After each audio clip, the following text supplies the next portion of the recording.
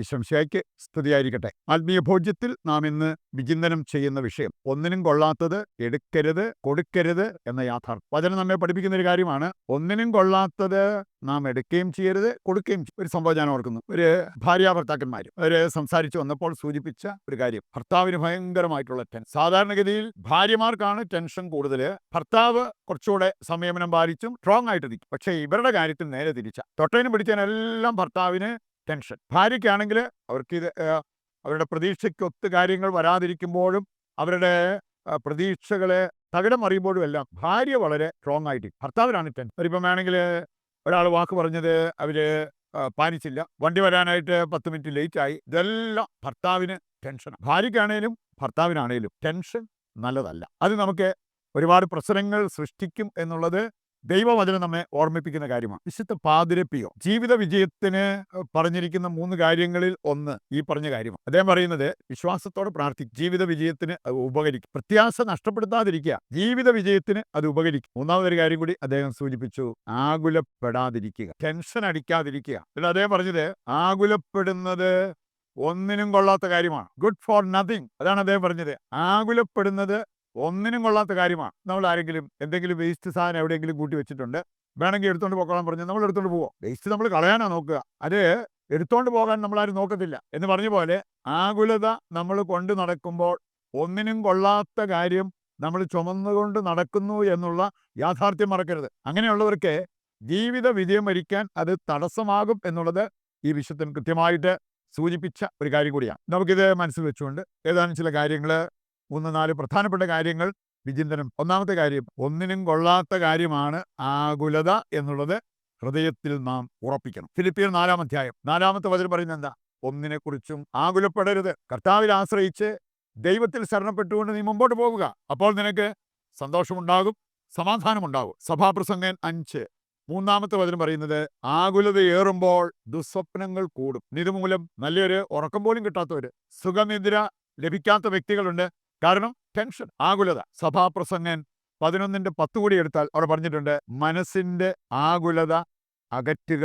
നിന്റെ ജീവിതത്തിൽ നിന്നും അത് അകറ്റി നിർത്തണം, അത് അകന്നു പോകാൻ വേണ്ടി നീ പ്രാർത്ഥിക്കണം. പ്രഭാഷകൻ 40:5-ാമത്തെ വചനം കൂടി എടുത്താൽ അവിടെ പറയുന്നുണ്ട്, കോപം, അസൂയ, ആകുലത, അസ്വസ്ഥത, മരണഭീതി, ക്രോധം, മത്സരം എന്നിവ വിഭ്രാന്തി ഉളവാക്കും. ഒരു കൂട്ടം കാര്യങ്ങളാണ് ഇവിടെ പറഞ്ഞിരിക്കുന്നത്. ഇവ നമ്മുടെ ജീവിതത്തിൽ സ്ഥാനം പിടിച്ചു കഴിഞ്ഞാൽ അവ നമ്മിൽ വിഭ്രാന്തി ഉളവാക്കും. മത്തായി 6:34 വായിച്ചാൽ അവിടെ പറഞ്ഞിട്ടുണ്ട്, നാളെയെക്കുറിച്ച് എന്തിന് ആകുലനാകണം, അതിന്റെ ആവശ്യമില്ല എന്ന് കർത്താവിന്റെ വചനം ദൈവമക്കളെ ഓർമ്മിപ്പിക്കുക. അതിന്റെ വെളിച്ചത്തിൽ രണ്ടാമതായിട്ട് നമ്മൾ ചിന്തിക്കുന്നത്, ആർക്കാണ് ആകുലത? സാധാരണ ഈ ടെൻഷൻ ഉണ്ടാകുന്നത്, ആകുലത ഉണ്ടാകുന്നത് ആർക്കാണ്? മത്തായി 6-ാം അധ്യായം 25 മുതൽ വായിക്കുമ്പോൾ അവിടെ പറഞ്ഞിട്ടുണ്ട്, ദൈവത്തിൽ ആശ്രയിക്കാത്തവർക്ക്, ദൈവത്തെ അറിയാത്തവർക്കാണ് ആകുലത. നിങ്ങളുടെ സ്വർഗസ്ഥനായ പിതാവിനെ അറിഞ്ഞിരുന്നെങ്കിൽ നിങ്ങൾ ഇങ്ങനെ ആകുലപ്പെടേണ്ടി വരില്ലായിരുന്നു എന്ന് യേശു തന്നെ പറഞ്ഞൊരു കാര്യമാണ്. വീണ്ടും നമുക്ക് കാണാൻ സാധിക്കും. മറ്റൊന്ന്, ലൂക്കാ 12-ാം അധ്യായം 11-12 വചനങ്ങൾ എടുത്താൽ, കർത്താവിൽ നിന്റെ ജീവിതം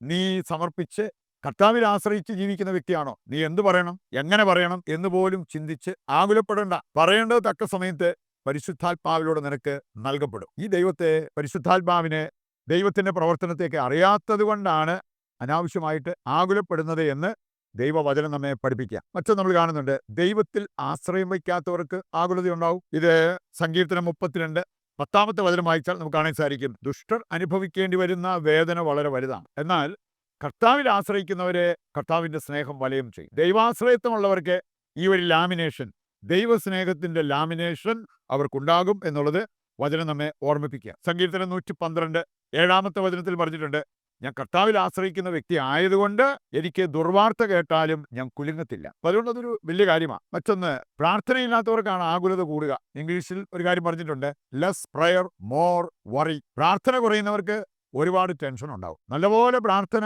നമ്മുടെ ജീവിതത്തിൽ ഉണ്ടാകുമ്പോൾ വറി, ആകുലത, അങ്ങനെയുള്ളത് കുറയും, അതില്ലാതാകും എന്നുള്ളത് വചനത്തിൽ നാം മനസ്സിലാക്കുന്ന ഒരു കാര്യം കൂടിയാണ്. മറ്റൊന്ന്, ഒന്നിനും കൊള്ളാത്തത് കൊടുക്കരുത് എന്നും കർത്താവിന്റെ വചനം നമ്മെ ഓർമ്മിപ്പിക്കുന്നു. ഒന്നിനും കൊള്ളാത്ത ആകുലത എടുക്കരുത് എന്നുള്ളത് നമ്മൾ കണ്ടു. ഒന്നിനും കൊള്ളാത്തത് നമ്മൾ കൊടുക്കരുത്. അത് ദൈവത്തിനാണേലും മറ്റുള്ളവർക്കാണേലും ഒന്നിനും കൊള്ളാത്തത് കൊടുക്കരുത് എന്ന് കർത്താവിന്റെ വചനം നമ്മെ ഓർമ്മിപ്പിക്കുന്നുണ്ട്. ഏതാനും വചനങ്ങൾ എടുക്കുമ്പോൾ നമുക്ക് കാണാൻ സാധിക്കും, കൊടുക്കുന്നതിന് മാതൃകയായി മാറിയത് ദൈവം തന്നെയാണ്. ആ ദൈവത്തെ നോക്കിയാണ് നമ്മൾ കൊടുക്കാൻ പഠിക്കേണ്ടത്. യോഹന്നാൻ 3:16 പിതാവായ ദൈവം തനിക്ക് ഏറ്റവും വിലപ്പെട്ട പുത്രനെ നമുക്ക് നൽകി. റോമാലേഖനം അതിന്റെ 5, 7, 8 വചനങ്ങള് പുത്രനായ യേശു തനിക്ക് ഏറ്റവും വിലപ്പെട്ട ജീവൻ നമുക്കായി നൽകി. പറയുന്നുണ്ട്. അങ്ങനെയാണ് നമ്മൾ കൊടുക്കാൻ പഠിക്കേണ്ടത്. വീണ്ടും നമ്മൾ കാണുന്നുണ്ട് മലാക്കി 1-ാം അധ്യായം 6 മുതൽ വായിച്ചാൽ ആരാധനയിലെ അപാകതകൾ എന്ന് പറഞ്ഞ് കുറെ കാര്യങ്ങൾ അവിടെ കൊടുത്തിട്ടുണ്ട്. അവിടെ ചോദിച്ചിരിക്കുകയാണ്, മലിനമായത്, ചട്ടും പൊട്ടും ഇങ്ങനെയുള്ളതൊക്കെ നിങ്ങൾ ദൈവത്തിന് കൊടുക്കുന്നു. അതിന്റെ ഒരു പരിണതഫലമായിട്ട് സംഭവിക്കാവുന്ന ഒരു കാര്യം അവിടെ പറഞ്ഞിട്ടുണ്ട്. നിന്റെ മുഖത്ത് ഞാൻ ചാണകം തേക്കും എന്നാ പറഞ്ഞിരിക്കുന്നത്. എന്ന് പറഞ്ഞാൽ ഇത് ദൈവത്തിന് ഒരുപാട് വേദന ഉണ്ടാക്കുന്ന കാര്യമാണ്. ചട്ടും പൊട്ടും വേറെ ആർക്കും വേണ്ടാത്തത് നാം ദൈവത്തിന് കൊടുക്കുന്നത്. ഇന്ന് ചിലരെ കാണാൻ സാധിക്കും, അവർക്ക് മറ്റുള്ളവർക്ക് കൊടുക്കുന്നതോ ദൈവത്തിന് കൊടുക്കുന്നതോ ആയിട്ടുള്ള അവസരം വരുമ്പോൾ ഏറ്റവും ചെറുതോ ഏറ്റവും മോശമായതോ അങ്ങനെയുള്ളത് എടുത്തു കൊടുക്കുന്ന ആ ഒരു പ്രവണത, അത് നല്ലതല്ല. അവസാനമായിട്ട് നൽകുമ്പോൾ നാം പാലിക്കേണ്ട ചില നിയമങ്ങൾ ദൈവവചനം നമ്മെ ഓർമ്മിപ്പിക്കുന്നുണ്ട്. ഒന്നാമത്തേത് സന്തോഷത്തോടെ നൽകണം. 2 കൊരിന്തോസ് 9:7, 8:12 വായിച്ചാൽ സന്തോഷത്തോടെ നൽകുന്നവനെ ദൈവം സ്നേഹിക്കുന്നു, ദൈവം അനുഗ്രഹിക്കുന്നു. മറ്റൊന്ന്, ദൈവം ചോദിക്കുന്നത് കൊടുക്കണം. ലൂക്കാ 18:22 ദൈവം ചോദിച്ചത് കൊടുക്കാൻ പറ്റാതെ പോയ ആ ഒരു ധനികനായ മനുഷ്യൻ, അവൻ പിന്നീട് അവന്റെ ജീവിതത്തിൽ സന്തോഷിച്ചിട്ടില്ല. പുറപ്പാട് 10:26 വായിച്ചാൽ ഞങ്ങളുടെ മൃഗങ്ങളെ ഞങ്ങൾ കൊണ്ടുപോകണം ആരാധനയ്ക്ക് പോകുമ്പോൾ. കാരണം പറഞ്ഞത് അതിൽ നിന്ന് ഏതിനെ കൊടുക്കണമെന്ന് ദൈവം പറയുമ്പോൾ അതിനെ ഞങ്ങൾ കൊടുക്കണം. ദൈവം ചോദിക്കുന്നതാണ് നമ്മൾ കൊടുക്കേണ്ടത്. അവസാനമായിട്ട് നമ്മുടെ കഴിവിനൊത്തു കൊടുക്കണം എന്നുള്ളതും വചനം നമ്മെ പഠിപ്പിക്കുന്നുണ്ട്. തോബിത്ത് 4-ാം അധ്യായം 8-ാമത്തെ വചനം, 2 കൊരിന്തോസ് 8-ാം അധ്യായം 1-ാമത്തെ വചനം, അതെല്ലാം നമ്മളെ പഠിപ്പിക്കുന്നത് നമ്മുടെ കഴിവിനൊത്ത് നാം കൊടുക്കണം എന്നുള്ള യാഥാർത്ഥ്യമാണ്. നമുക്കിത് വെച്ച് നമുക്ക് പ്രതിഷ്ഠാ ജപത്തിൽ പങ്കുചേരാം. പിശുക്കും സ്വാർത്ഥതയും ബാധിച്ച വ്യക്തികളുണ്ട്.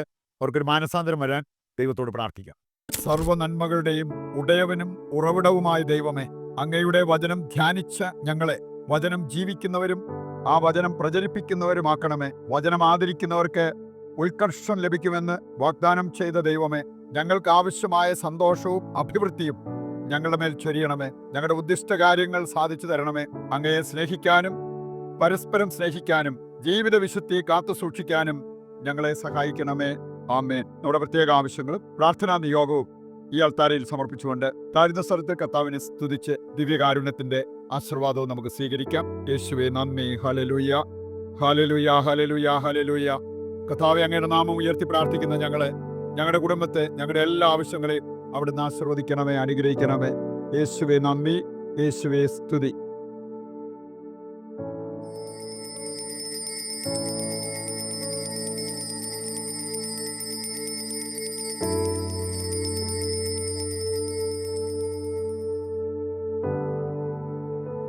പരിശുദ്ധ പരമ ദിവ്യകാരുണ്യത്തിന് എന്നേരവും ആരാധനയും സ്തുതിയും പുകഴ്ചയും ഉണ്ടായിരിക്കട്ടെ. ദൈവം അനുവദിക്കുന്നെങ്കിൽ മറ്റൊരു എപ്പിസോഡുമായി നാളെ വീണ്ടും നമ്മൾ ഒന്നിക്കും. ദൈവം നിങ്ങളെ സമൃദ്ധമായി അനുഗ്രഹിക്കട്ടെ.